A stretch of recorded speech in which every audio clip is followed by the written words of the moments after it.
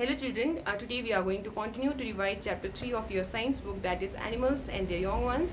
And in today's video here we are going to revise cockroaches and grasshoppers, reptiles and mammals. तो हम इन चीज़ों का यहाँ पे रिवीजन करने वाले हैं और यहाँ पे बोर्ड पे तुम्हें दिख ही रहा है, मैंने कुछ पॉइंट्स लिखा है और इन पॉइंट्स के थ्रू मैं यहाँ इनका रिवीजन करने वाली हूँ। तो यहाँ पे सबसे पहले तुम्हें देखने को मिलेगा, मैंने कॉकरोचेस एंड ग्रासहोपर्स के नीचे में लिखा है have 3 main stages in life cycle. तो याद रखना है, ये जो कॉकरोचेस और ग्रासहोपर्स होते हैं उनके लाइफ साइकिल में 3 मुख्य स्टेजेस होते हैं। तो ये 3 मुख्य स्टेजेस क्या क्या है, तो याद रखो, एग, दूसरा है नीम्फ और तीसरा है तुम्हारा एडल्ट। तो ये 3 मुख्य स्टेजेस होते हैं किसके लाइफ साइकिल में, कॉकरोचेस और ग्रासहोपर्स के लाइफ साइकिल में।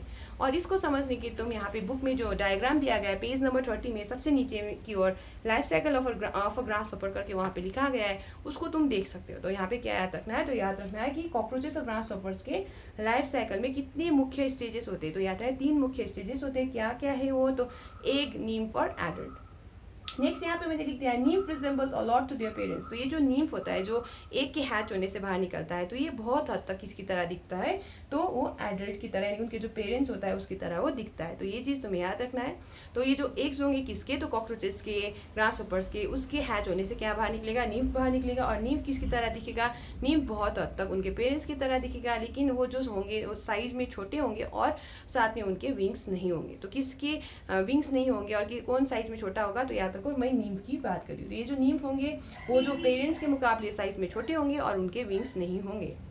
आगे यहाँ पे मैंने लिख दिया after the process of moulting several times they develop into adults. तो बहुत बार ये मोल्टिंग के प्रक्रिया से गुजरने के बाद ये जो कॉकरोचेस और ग्रासहोपर्स के जो नीम्फ होते हैं, ये नीम्फ किस में डेवलप करते हैं, तो ये एडल्ट्स में डेवलप करते हैं। तो याद रखना है मोल्टिंग क्या है, तो मोल्टिंग वो प्रक्रिया है जिसमें ये जो नीम्फ होंगे वो क्या करेंगे, वो अपनी स्किन को शेड करेंगे।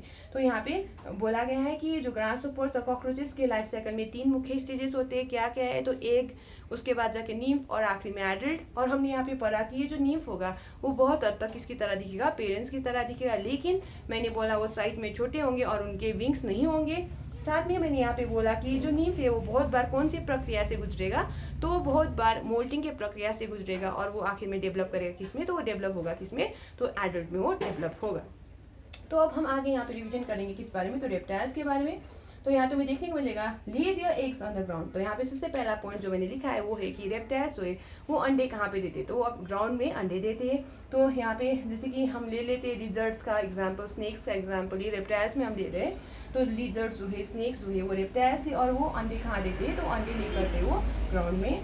Eggs hatch with the help of warm from the sun. तो ये जो अंडे है जो वो ले करते हैं वो किसकी मदद से वो हैच करते, तो बताया गया है ये जो वार्मथ होता है, गर्माहट होता है जो सन से उसको मिलता है, उसकी मदद से वो अंडे हैच करते हैं।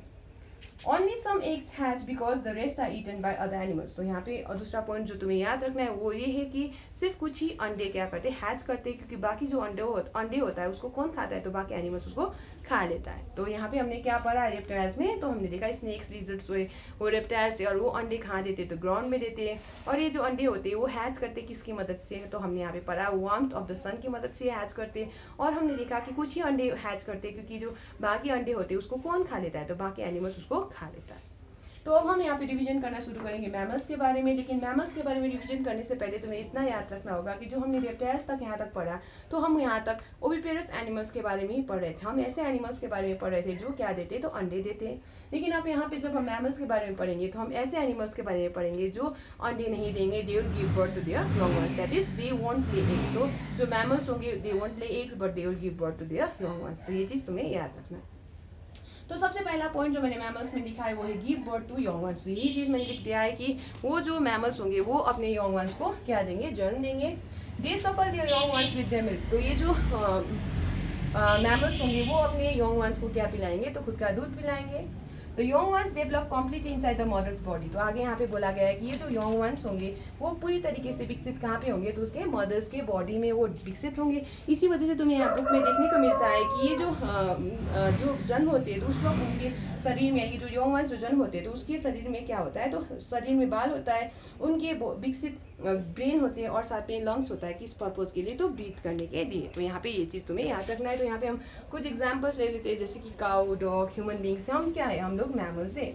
आगे यहाँ पे मैंने बोल दिया है सम मैमल्स लिव इन वाटर, तो यहाँ पे मैंने क्या लिख दिया है, मैंने लिख दिया सम मैमल्स लिव इन वाटर, तो कुछ मैमल्स जो है वो पानी में रहते हैं। ज़्यादातर जो मैमल्स है वो ज़मीन पे रहते हैं, कुछ मैमल्स पानी में रहते हैं और उनको हम क्या कहते हैं, एक्वेटिक मैमल्स भी कहते हैं, जैसे कि हम व्हेल, डॉल्फिन्स की बात कर सकते हैं। और आगे हमें यहाँ पे देखने को मिला कि ज़्यादातर जो मैमल्स यानी कि most mammals take care of their babies, यानी ज़्यादातर जो मैमल्स है वो अपने बेबीज़ का क्या करते हैं, ख्याल रखते हैं। तो यहाँ पे जैसे कि ह्यूमन बींग्स का ही ले लेते हैं, हम लोग क्या करते हैं, हम लोग अपने बेबीज़ का ख्याल रखते हैं, लेकिन कुछ मैमल्स होते हैं जो अपने बेबीज़ का ख्याल नहीं रखते। जैसे कि यहाँ पे हमें बुक में देखने को मिलेगा फिश और वेल्स ऐसे मैमल्स है जो अपना बच्चों का ख्याल नहीं रखता। लेकिन यहाँ पे जो फिश मैंने लिखा है, हमने पहले से ओविपेरस एनिमल्स में भी फिश के बारे में पढ़ रखा है, लेकिन यहाँ तक वो फिश की कुछ प्रजातियाँ होते हैं जो क्या नहीं करते, वो अंडे नहीं देते, they give birth to their young ones, जैसे कि शॉर्ट टेल और फिर या फिर गॉपी। तो ये मैंने तुम्हें पहले भी पढ़ा रखा है, बता रखा है, तो ये चीज़ तुम्हें यहाँ पे याद रखना है।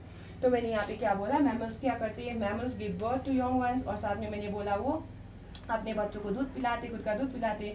और हमने पढ़ा कि ये जो यंग वंस होंगे वो डेवलप करेगा कॉम्प्लीट में, यानी पूरी तरीके से वो विकसित होगा कहाँ पे, तो मदर के बॉडी के अंदर में। और इसी वजह से जब उनके जन्म के वक्त वहाँ उनके बॉडी में हमें क्या देखने को मिलता है, हेयर देखने को मिलता है, साथ में उनके वेल डेवलप्ड ब्रेन होता है और उनके लंग्स होते हैं, किस पर्पज के लिए, तो ब्रीदिंग पर्पज के लिए।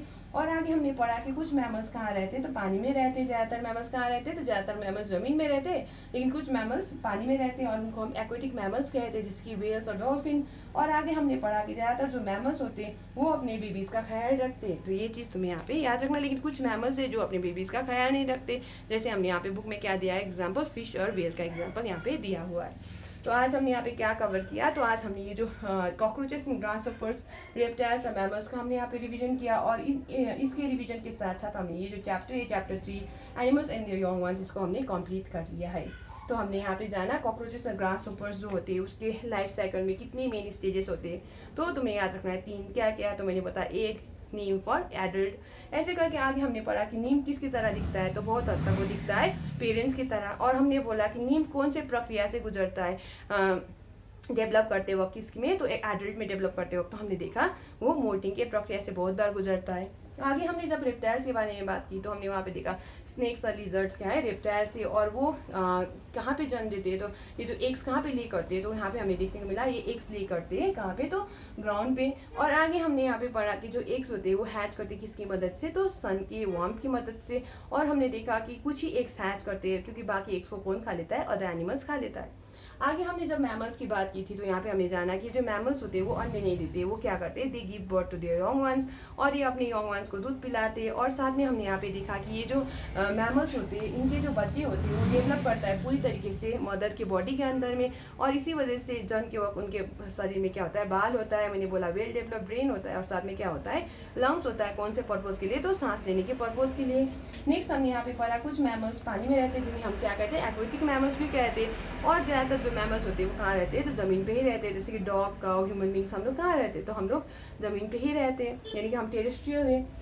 आगे यहाँ पे most mammals take care of their babies, तो आगे हमने देखा कि ज़्यादातर जो मैमल्स है वो अपने बेबीज़ का ख्याल रखते हैं, लेकिन कुछ मैमल्स है जो अपने बेबीज़ का ख्याल नहीं रखते, जैसे कि हमने पढ़ा वहाँ पे क्या, तो वहाँ पे हमने वेल्स और फिश की वहाँ पे बात की थी। तो अब हम यहीं पे स्टॉप करते हैं आज के लिए, और in the next class I will send you the questions, यानी कि extra questions related with this chapter, यानी कि इस चैप्टर से मैं कुछ एक्स्ट्रा क्वेश्चंस तुम्हें भेज दूंगी, तुम्हें इस चैप्टर को फिर से पढ़ के उस क्वेश्चंस को सॉल्व करना पड़ेगा। So I hope you will read this chapter once again and solve those questions. This much for today, children. Thank you.